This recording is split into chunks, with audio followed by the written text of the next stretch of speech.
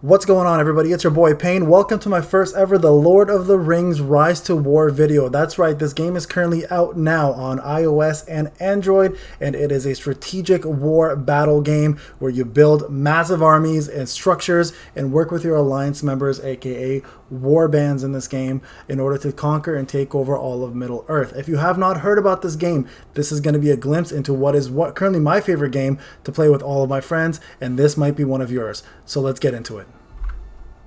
After a very short cutscene, guys, the first thing you're going to be asked to do is pick a side. You can now pick evil or good. It's completely up to you, and based on what you choose, the units and the commanders will be different. We'll get into units and commanders after, but it's actually a very important part of the game based on what side of the alliance fence you want to be on. If you're going to be evil, you're going to work with a lot of other evil alliances and other evil players in order to conquer Middle Earth, or if you choose to be good, and vice versa, you're going to be working with a lot of the good guy alliances aka Warbands. We're going to start calling them what they are, Warbands, and working together in terms of conquering evil. Now, if you want to see what's available currently, as you can see here, you can be elves and everybody has, of course, their own elven wisdom, for example, which gives EXP for commanders, special units that are available to them. You can be Gondor, and again, this shows you construction time, and they have their own special units. And as you go through the list, these are the good guys. There's Rohan, Gondor, Lotharin, Erebor, and then you get to the bad guys. There's Mordor, Isengard, there's Rune, Angmar, and then you have another good side, Lindon, and then you have Arnor. Okay, so there are various different factions you can choose. Now, based on what you choose, it'll actually end up having you go into a specific portion of the region. Now, we're going to talk more about buildings and units and all that stuff in a different video. I just want to show you guys what's currently available. So we're going to go into my current account, and I actually am using the Angmar unit and faction, and we're going to talk about how this game works and how it functions and why you should consider playing it. Alright, boys and girls, here we are on my account. So this is the Payneblade account. This is my alliance. I'm going to show you guys my warband. So this is the warband, and this is going to be the main part of the game. Okay, so you can play solo as much as you want here. You can be a gatherer, a person who goes out and gets tiles. We'll talk a little bit about tiles right now. And or a person who, you know, goes and betrays his own kind. You can actually betray your own people here. If you click on this, for example, you can actually betray him if he's part of your alliance. So you can be a total bad guy and a jerk, or you can actually consider building an empire and working with your warband to conquer Middle Earth or save Middle Earth, depending on what you're looking for. So the purpose of this game, guys, it is a city building war game. Okay, so if you've never played a game like that, you have a sanctuary, a main base, a headquarters, for example, and this is going to be mine. Mine is currently level 8, and I'm going to be showing you guys the gist of it. Okay, so the main hall is essentially your summary of what is happening on your account. So this is my name currently. This is the warband that I run, the alliance, and we are looking for members. So if you join this game, I am on server 106 special and the Angmar section. So if you do join, feel free to come ask me. We're the top Angmar alliance right now, and we're looking for additional members. What this does tell you is the Ring of Power. We'll talk about the Ring of Power shortly. Prestige, this is the amount of people you do war against on the other side. So the other factions, not the good faction, not your side factions, but the evil factions in your case. In my case, it'll be anyone on the alliance side. And then land that you currently own. Okay, so I have 136. Now, if you click on land here, you can actually see what kind of land you have currently under your belt, or you can just overview it through the mini map. We'll talk more about that, and these are also the resources you're currently collecting. All right, so that's just the gist of it. Now, the way this game works, guys, it is a building army and a building structure game. So you can build yourself different various sections of your main hall, or you can build different barracks that allow you to hire different kinds of units, obviously, and it requires you to gather resources in order to do so. So that is the one side of the game. The second side of the game, of course, is the army side, where you currently have the barracks here, and you can hire different armies in order to fight alongside you and your commanders. And we'll talk about commanders very shortly. As you can see here, there's a various amounts here. We have the Mumakai, you have the cave trolls, you have the Morgul, the barrel whites, the arrow crossbows. Now, some of these guys, like the barrel whites, you actually need to hire by their specific caves and conquering their caves in order to hire them. They actually can't be bought through any other means. And then you have other units where you can actually purchase through building the barracks, right? So these are the various different kinds. There are mounted units, there are tanks, there are DPS such as stalkers, there's range damage like crossbows, and then there are massive creatures like the cave trolls, and a lot more to come. Okay, so this is how the barracks work. You hire armies, and then you go in and you put them into your army, and you have various commanders. So for example, for my guys, I have the Black Serpent, I have Sauron, Lurtz, etc. Now there are 3 various rarities for commanders. All right, your commanders are your go-to units and your heroes essentially that move your units for you. You move your armies for you. Without a commander, your armies can't move. Without your armies, the commander can't move. So they are in sync to one another. You have to have them working. Now, for example, for like Sauron here, I want to equip him with a couple more. So yeah, I added 15 more Marauders to him. And then for the Black Serpent, for example, I want to add whatever I have, and I don't have any units. What you can actually do is you can outfit your commanders with whatever units you currently have available. All right, they can actually be used through this list here. So whoever you hire, you can actually equip your commander with those units that are currently sitting in your company, right? So that's essentially how this works. Now I want to quickly show you guys, we're actually going to remove these bad boys from here, how this works out. Okay, so we're going to go ahead and say outfit. So outfit, I'm going to remove my archers, and I'm going to give this guy pirates, and I'm going to show you guys what this commander does, for example, and why he's good to have evil men on his side. So let's see here, let's go pirates. There we go, and that is that right there. Okay, so we've got him set up there for pirates. Now, the way commanders work is a little different. Commanders are actually the heroes, like I mentioned. They have specific equipment you can put on them. They have stamina they use, and when they do raids, they have reputation, which give them additional skills to unlock. And if you get them to 10, for example, they actually unlock special weapons in Season 2. We'll talk about seasons very shortly. And then they have skills, right? So these are the skills here. Now, if I go to, for example, portraits, and I go allocate points, for example, the Witch King has a skill tree that has 1, 2, 3, 4 main specials that he has, and then they branch off to sub specials that you can put points into. And as you level up your commanders, they will get these points, and you can equip them into the different point sections. Now I will do more of this in a different video when I showcase characters rather than doing it now, but you can always reset your points as well too, and then start over based on how you build your armies and how you want to use your character. And again, there is equipment and there's different rarity types, so I'm going to show you guys that real quick under stats. There's the equipment there. You have blues, you have epics, and you have legendaries. Okay, so there's different kinds that you want to get, and again, I'll talk more about equipment in a later video. I just want to show you that. Now there are 4 main stats here that you guys want to look at. All right, there is the command stat, which allows you to put additional armies into your commander that he can actually no pun intended, command.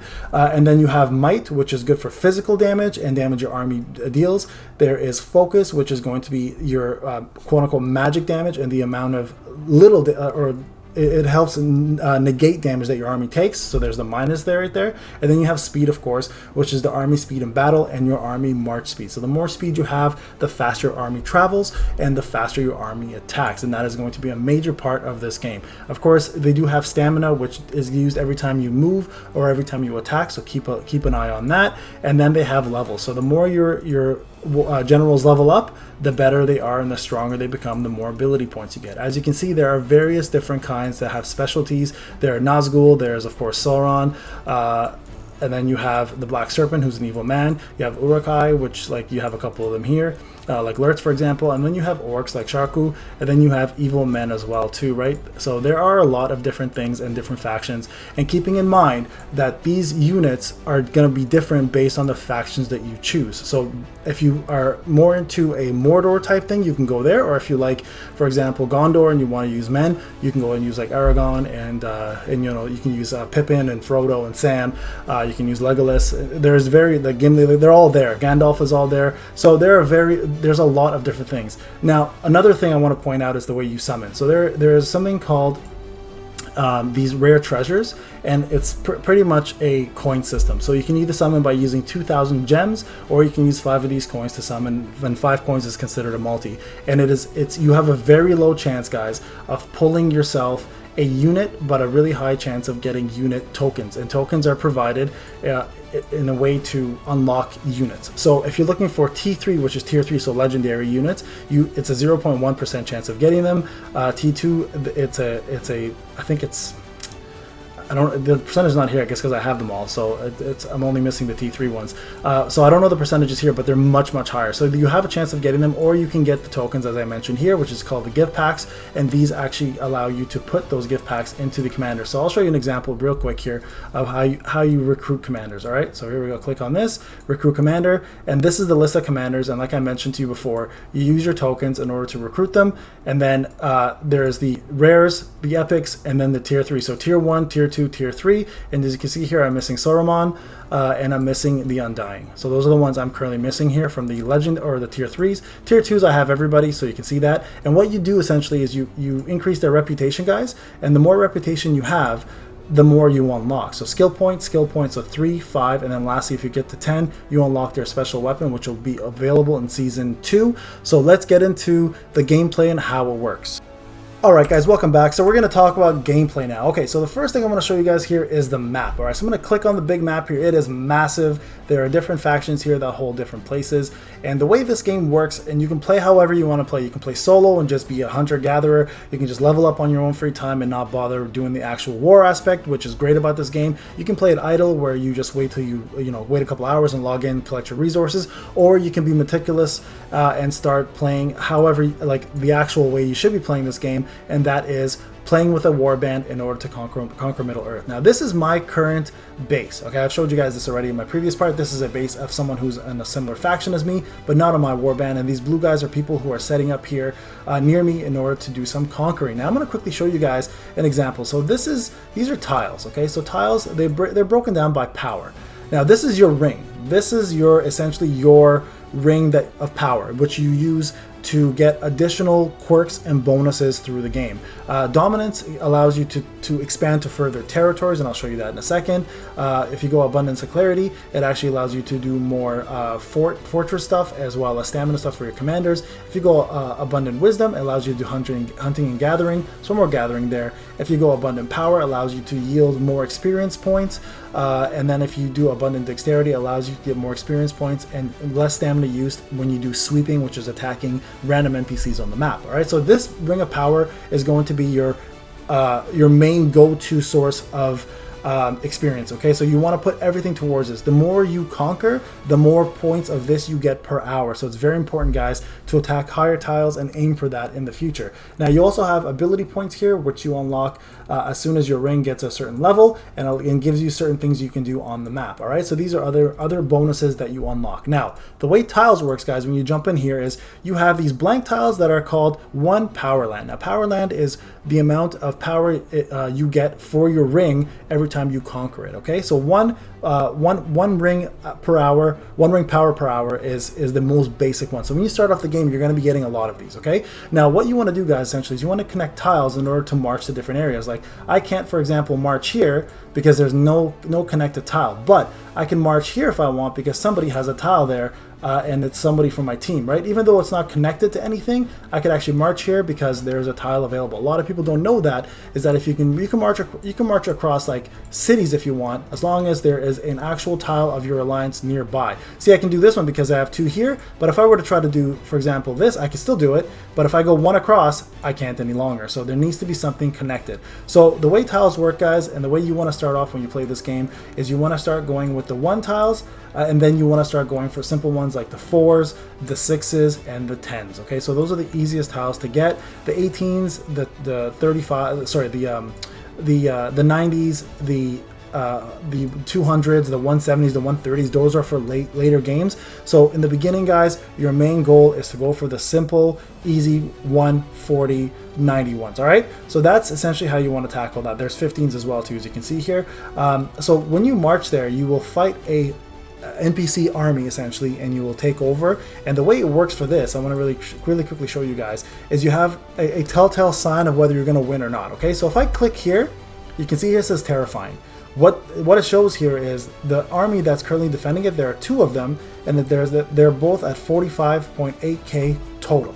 All right, while my commander only has 20k, so chances of me winning are very slim. Now I can send multiple commanders together to fight this. So I have a 20, a 15, and a 16. If you do the math, it'll be close, right? So I may lose a lot of my army members. So when you do battle, guys, keep in mind you have the ability to tackle large-scale territories or small ones, but you may have a chance, of course, of losing, right? Now I'm going to show you guys a sweep. Now these are random NPCs that appear on the map. They are also given a level. So for example, this is defender level 10 and there's only 1 army. The way sweep works is you want to send a a unit that you want to level, right? So in this case, I want to get Sauron up and catch him up. So as you can see here, he has 16k power, they have 4, and they're negligible. So they're not going to do any damage to me, and they'll be around on the map for 7 hours. So I'm going to go ahead and send this. I'm going to show you guys how the battle works. So it's going to take him 4 minutes to march there. All right, so keep that in mind. Now, what we're doing currently on this map is, I'm going to show you guys the mini map real quick here and how that works.